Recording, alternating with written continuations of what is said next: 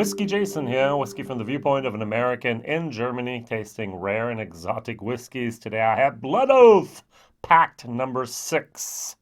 This is Kentucky straight bourbon finished in cognac barrels. Ooh, 49.3%. Whiskey base number 169494. I paid 194 euros for this, which is, I guess, okay because the going price over here at the moment is 200 euros for this. And take a look at that. You have a nice little box, and you have this nice little lid, and you open this up, and you have this nice little bottle. Yay! So if I can get this out of here. All right, very good. I do have the 700 milliliter bottle. Now what they do say on here, and that kind of made me a little bit wonder about a few things. It says here, very limited release. So now they may have got their facts and figures wrong here, but usually they're very, very well researched. According to maltreview.com, this is actually a small batch of about 51,000 bottles. Now, 51,000 bottles does not turn into something that, in my opinion, is a limited release. Well, limited, yes, but it's not really a very, very limited product.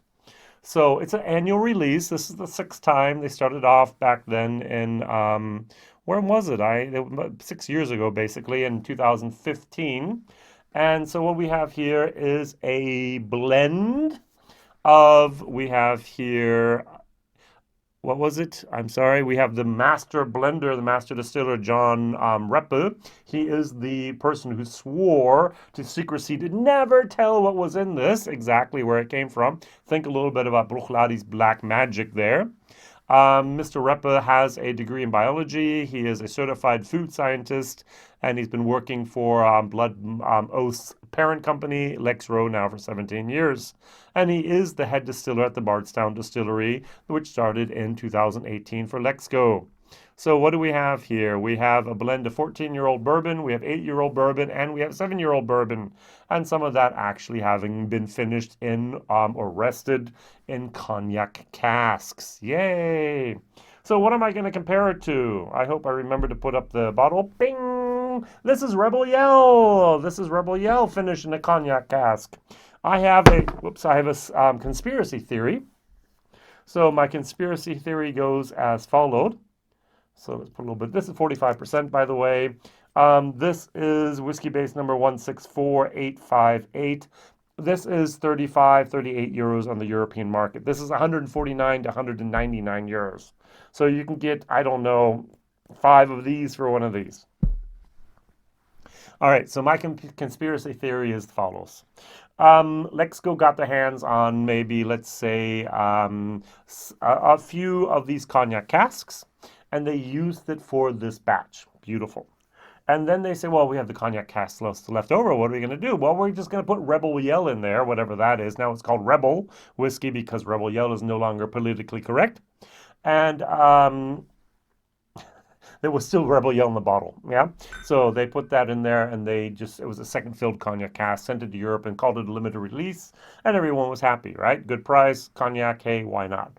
And they got to use those casks again. So the first thing you notice is the color. This is much darker. This is much older than the Rebel Yell. Now, Rebel Yell Lexco, as I mentioned here, they started their distillery in 2018. So they do not have any stock whatsoever that is 14, 7, or even 8 years old. So this is all sourced from where? Probably Heaven Hill.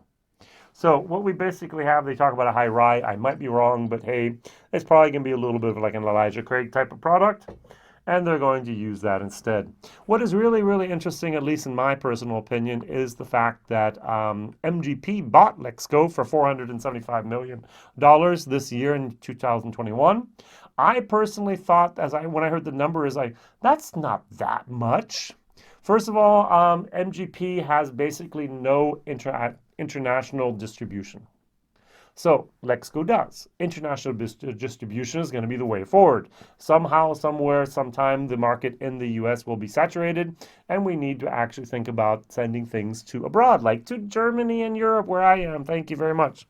So Lexco has a very, very good network of doing such. MGP doesn't. So that's money in the bank there. You get all the brands and so on, and you got a distillery for that price included. Now, I have no idea what prices are, but I used to work for a very big company that did a lot of shopping centers. They're called ECE, and they actually bought and sold shopping centers, managed that.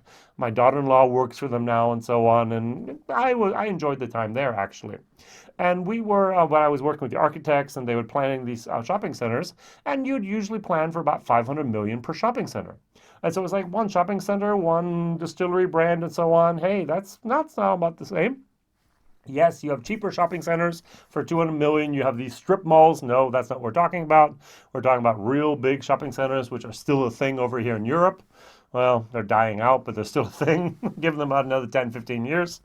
But that's the way those that happened. And so I was like, wow, 475 million is not really an overpriced acquisition there. I guess someone wanted to get out of the business, cash in, and that's absolutely fine.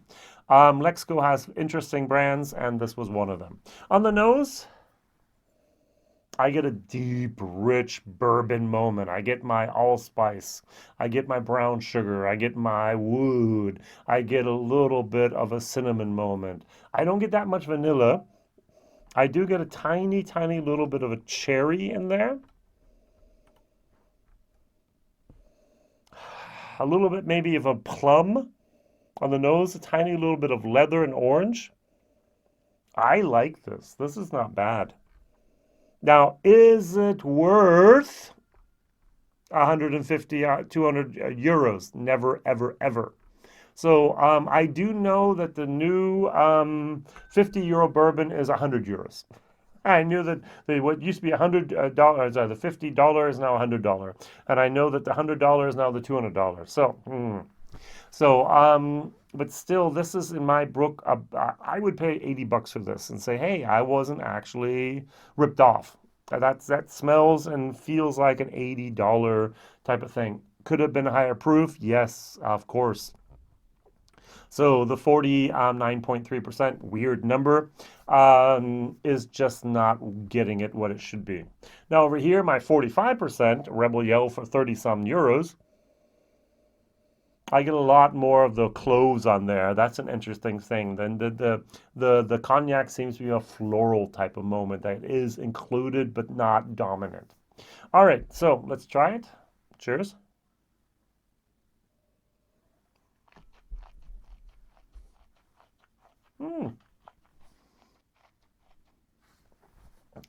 It's got a little bit of a kick in it. I would have put this a little higher in the ABV. I would have put it like 53%. So 106, 107 proof for those out there that only like proof. It's got a nice long finish as well. Now, the malt-review.com, especially Taylor, did not like this at all. He did a whole article about how much of a marketing blah blah we had here. He was looking for that nugget of gold of truth, couldn't find it. He actually mentioned at the very end, he said, had I paid retail price for this, I'd be humiliated. This is the ultimate triumph of style over substance of whiskey, and that's not a category that wants for competitors. So, so he gave it a 2 of 10. It's not that bad, actually. I kind of like it.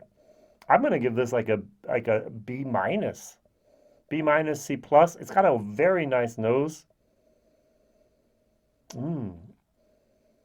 Now, a value for money, D. It's not worth 150 to 200 that we're paying over here in Europe. It's worth $80, 80 euros in my personal opinion. That's what I would say here. Even the guys here at Breaking Bourbon only gave it 3 of 5 barrels, so who knows? So it says here, overall, Pact number 6 with its cognac finish is a flavorful barrel-finished bourbon that drinks easy thanks to its sweet palate. Its cognac finish is surprisingly inoffensive, well integrated, and long lasting. A bit more intensity all around would have made this truly shine, but nevertheless, it's a well crafted whiskey. I agree. I agree. It's not a whiskey I'm going to go buying again, but it's a whiskey that I bought and was like, okay, yeah, I could get this. I'm a little bit sad about the price. I don't need this type of box, all right? So I don't know about you, but some people like the boxes, some people like that. I mean, hey, it's something I made like in sixth grade in shop class, but that's all right.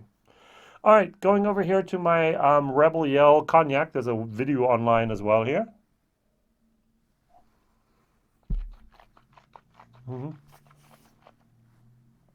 Especially in comparison, I really love this.